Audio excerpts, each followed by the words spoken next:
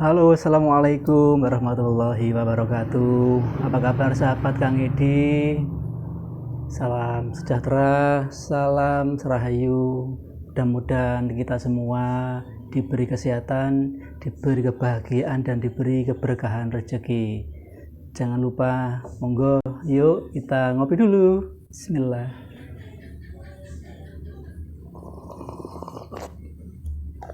Alhamdulillah.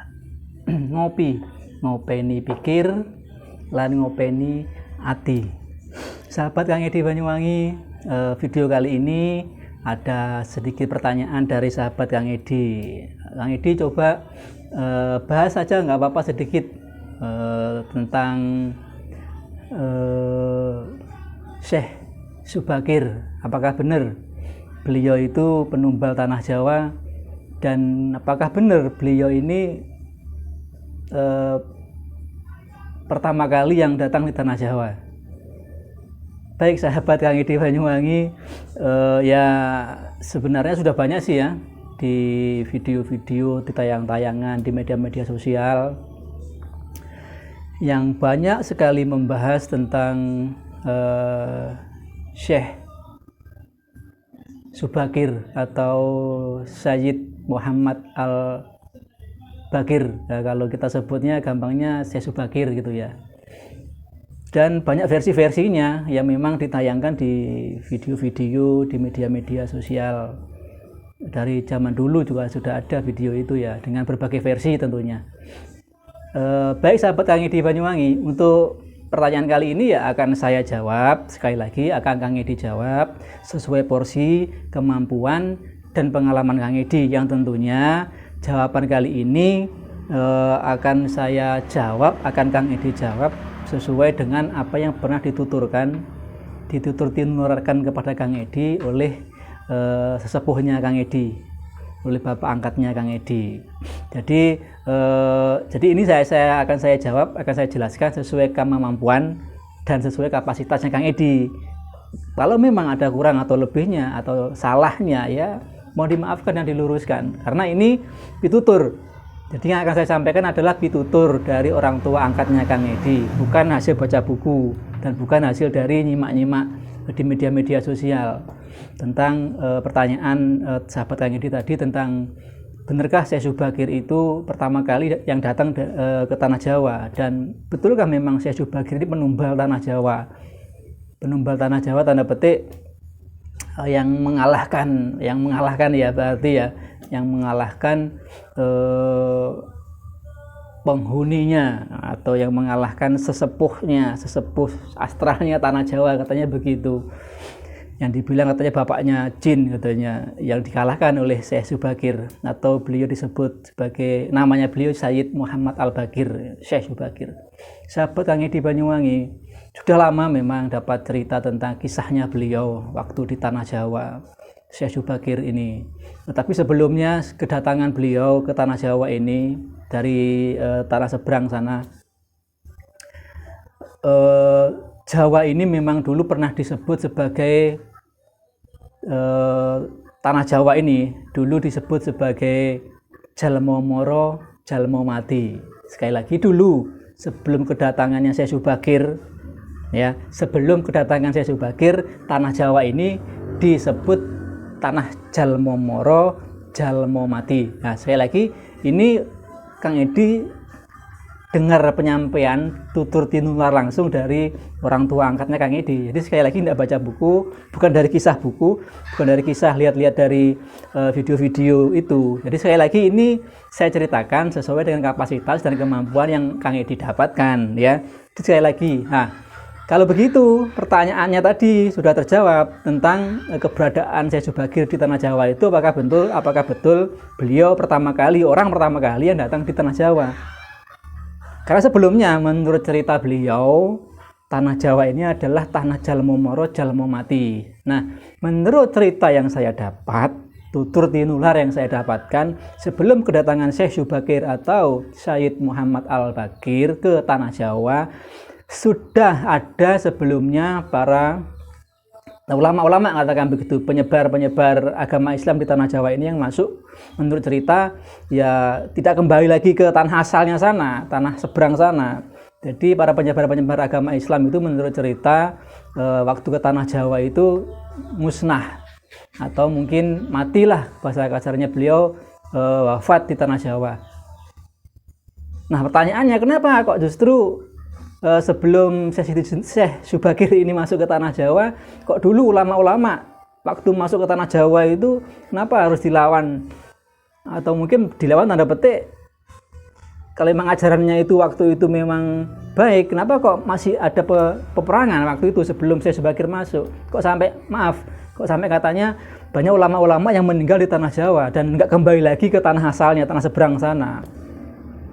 Nah, makanya akhirnya diutuslah oleh pembesar bangsawan yang dari tanah seberang seorang bangsawan, termasuk beliau seorang bangsawan juga, berdarah biru lah katakan begitu, Syekh Subagir ini atau Sayyid Muhammad Al-Baqir.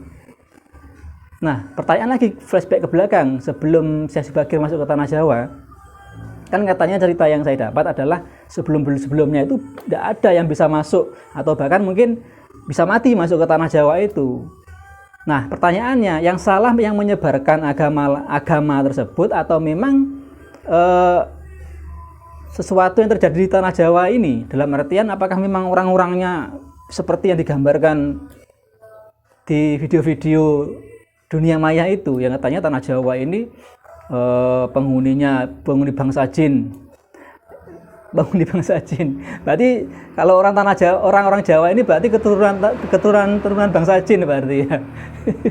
Ya, katanya tanah Jawa ini dihuni oleh sosok makhluk-makhluk yang sakti-sakti katanya. Sedangkan maaf saya jelaskan sedikit, sedangkan Syekh Subagir itu masuk ke tanah Jawa kan sudah ada ajaran-ajaran adiluhur, budi luhur, adiluhung Jawa kan begitu ya. Makanya kemungkinan ini kalau memang ulama-ulama zaman dulu itu sampai mati, meninggal, wafat di tanah Jawa menyebarkan agamanya, berarti ada yang tidak benar saat melakukan penyebaran atau memasukkan agama baru pada leluhur orang Jawa dulu. Dan berarti pertanyaan yang kedua berarti sudah terjawab. Kalau begitu, orang pertama kali yang ke tanah Jawa itu bukan Syekh Subagir untuk menyebarkan agama, berarti sudah ada kan, dari kisah yang saya dapatkan loh ya, bukan dari baca buku atau lihat video-video di dunia maya, di dunia lain.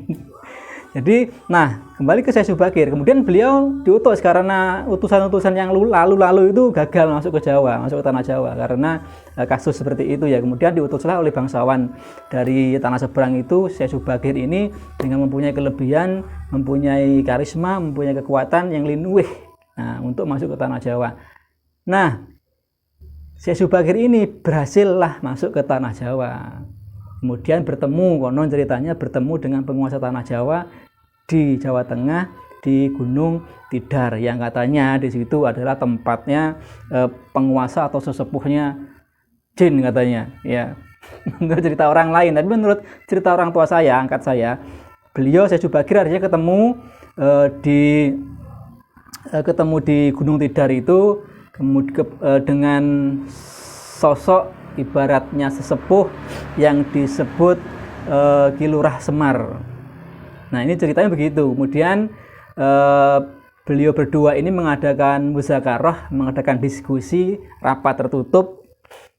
Syekh Subagir ini mau menyebarkan agama dari tanah seberang. Kemudian sebelum menyebarkan agama di tanah Jawa, yang agama beliau bawa yaitu agama Islam. Kemudian Yang Lurah Semar ini menyampaikan bahwa di tanah Jawa ini sudah ada ajaran adiluhung leluhur Jawa. Nah, di sini juga sudah terjawab pertanyaan kedua, bahwa memang sebelum Syekh Subagir itu sudah ada manusia, maksudnya sudah ada orang sebelum Syekh Subagir. Jadi pertanyaannya terbantahkan bahwa Syekh Subagir ini orang pertama kali yang masuk ke tanah Jawa, itu berarti terbantahkan dengan adanya bahwa sebelum agama yang dibawa Syekh Subagir ini masuk ke tanah Jawa sudah ada ajaran budi luhur, adiluhung leluhur Jawa. Kemudian dilanjutkan oleh Yang Lurah Semar menyampaikan kepada Syekh Subagir ini, bertanyalah Syekh Subagir ini kepada Yang Lurah Semar, seperti apa ajarannya yang diajarkan oleh leluhur Jawa mu, begitu. Ya seperti disampaikan Yang Lurah Semar bahwa ajaran orang Jawa ini adalah ajaran budi luhur, ajaran adiluhung tanah Jawa yang mengedepankan ajaran budi pekerti luhur, mengakui tetap adanya Tuhan Sang Yang Maha Suwung, Sang Yang Maha Agung, ten kena kinaya napa. Jadi orang Jawa dulu menempatkan sesuatu, melakukan penyembahan kepada Sang Yang Maha Agung itu di tempat-tempat tertentu atau di tempat kosong atau yang di tempat suwung, seperti di dalam kamar atau disebut dulu kamar kosong itu disebut apa namanya itu ya orang Jawa itu. Jadi di kamar kosong, sontong itu, di kamar kosong itu orang-orang Jawa itu melakukan ritual penyembahannya kepada Sang Yang Maha Agung, Sang Yang Maha Suwung, Sang Yang Maha Ten Kena Kinaya Napa kalau orang Jawa bilang, mengajarkan budi luhur, yaitu tentang babakan rasa akhlak kalau menurut Arabnya. Itu yang disampaikan Yang Lurah Semar kepada Syekh Subagir. Nah, pertanyaan dari Syekh Subagir terjawab. Kemudian akhirnya Ki Lurah Semar pun juga bertanya kepada Syekh Subagir, lah kemudian ajaran yang kamu sampaikan itu sebenarnya ajaran apa? Karena kemungkinan orang-orang sebelum kamu itu semuanya musnah, sedangkan yang kamu bawa itu sama apa tidak? Nah, jadi kemudian Syekh Subagir ini menyampaikan bahwa ajaran yang aku bawa ini hampir sama dengan ajaran yang diajarkan atau dibawa oleh orang-orang mu, ya orang-orang Jawa, yaitu ajaran kasih sayang, ajaran welas asih, ajaran tentang al-ahad atau tentang ketauhidan, tentang wujud tunggal, yaitu yang disebut mengesahkan Allah. Nah, berarti kesimpulannya ajarannya Syekh Subagir dengan ajarannya tanah Jawa itu ada kemiripan walaupun beda di bahasanya. Ada budi pekerti luhur, ada halakul kalimah, ada menyembah Sang Yang Maha Suwung, ten kena kinaya napa, dengan adanya ketauhidan. Ya.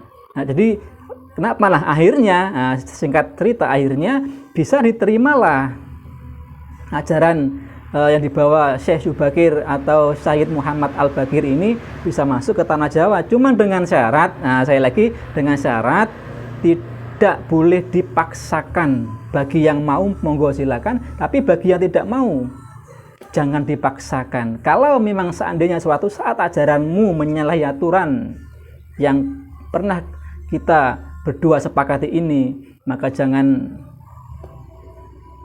salahkan kalau akan bangkit kembali ajaran budi yang ada di tanah Nusantara atau di tanah Jawa ini. Nah, jadi menurut cerita dari bapak saya, dari orang tua saya, bahwa tidak ada pertengkaran, tidak ada perang antara Syekh Subagir atau Syed Muhammad Al-Bagir dengan Yang Lurah Semar atau disebut Sabdo Palon atau apalah ya. Tidak ada pertengkaran, tidak ada permusuhan. Justru beliau ini berdua saling muzakarah, saling musyawarah.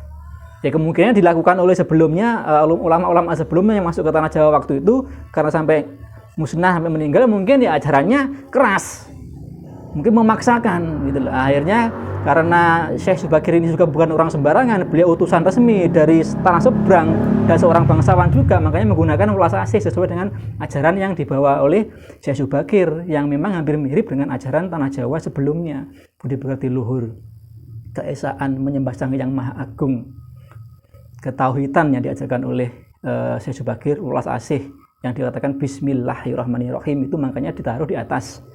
Kalimat Bismillahirrahmanirrahim ditaruh paling atas, baru situ ada ayat-ayat Al-Quran. Itulah maknanya kenapa kita harus Bismillahirrahmanirrahim dulu, kita harus welas asih. Yang diajarkan Syekh Subagir kepada umat orang-orang Jawa itu adalah, yang dibawa adalah welas asih, budi pekerti luhur, ketauhidan, manunggal siji atau ilmu wujud tunggal, yaitu Allah Subhanahu wa taala. Kalau di orang Jawa dulu dikatakan Tuhan ten kena kinaya napa, tidak bisa diwujudkan, tetap satu, tetap suwung, kosong, tapi isi. Jadi sekali lagi itu yang bisa Kang Edi jawab, bahwa Syekh Subakir bukanlah orang pertama kali yang masuk ke tanah Jawa, menurut cerita dari yang saya dapat ya. Kemudian tidak terjadi peperangan yang maha dahsyat yang dilakukan oleh kedua belah pihak ini. Dan sekali lagi tanah Jawa ini bukan orang Jawa, luhur Jawa itu bukan keturunan makhluk astral atau keturunan jin atau dikatakan keturunan buta kolo. Berarti saya jenengan orang-orang Jawa ini kalau begitu keturunan buta, keturunan jin gitu loh. Dijelaskan tadi sama orang tua saya bahwa sebelumnya Syekh Subakir ini masuk sudah ada orang-orang Jawa dan pernah juga dimasukkan ajaran-ajaran baru, dan yang menyebarkan itu meninggal kemungkinan dengan memaksa atau dengan kekerasan. Dan ingat, leluhur Jawa itu luar biasa. Yang pernah Kang Edi bahas di video sebelumnya di channelnya Kang Edi Banyuwangi. Ya, mudah-mudahan penyampaian singkat ini bisa bermanfaat. Sekali lagi, Islam bisa masuk ke tanah Jawa ini dibawa oleh Syekh Subakir, utusan atau disebut wali yang tua ya, sebelum para wali songo. Syekh Subakir ini membawa agama tanah seberang, agama Islam ini dengan welas asih, dengan budi pekerti luhur, mengajarkan tentang wujud tunggal atau manunggal. Dalam artian kalau di Jawa itu dibilang ten kena kinaya napa, manunggal antara kita dengan Gusti, dalam artian tidak jauh, karena dikatakan Allah itu lebih dekat dari urat lehermu. Jadi wujud manunggal itu yang diajarkan oleh Syekh Siti Jenar, welas asih, dan hampir sama, beda bahasa saja. Kalau di Jawa sudah ada ajaran budi pekerti luhur, juga ada ajaran welas asih. Semua menggunakan rasa, tidak menggunakan nafsu amarah seperti yang sekarang lagi heboh-hebohnya. Makanya Islam bisa berkembang luar biasa ini karena welas asihnya, karena Bismillahirrahmanirrahim ditaruh di atas, paling atas, sebelum ayat-ayat dibacakan, sebelum ada ayat-ayat Al-Quran itu dibacakan, Bismillahirrahmanirrahim itu di atas. Baca itu dulu, baru baca yang surat-surat di bawahnya dan berikutnya. Iya, makanya iya kan, makanya jangan sampai kita salah memahaminya, jangan keliru kita memahaminya. Makna Bismillahirrahmanirrahim ini lah yang bisa membawa Islam ini sampai sekarang ini menjadi Islam yang rahmatan lil alamin, bukan kowar-kowar, bukan dengan kekerasan, apalagi dengan sampai kita menghina ajaran lain, apalagi sampai kita menyalahkan, mengkafirkan ajaran atau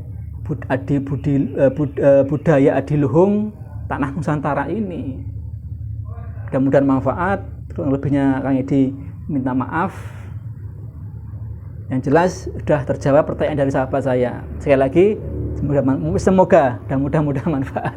Wabillahi taufiq wal hidayah. Assalamualaikum warahmatullahi wabarakatuh. Salam dari Banyuwangi.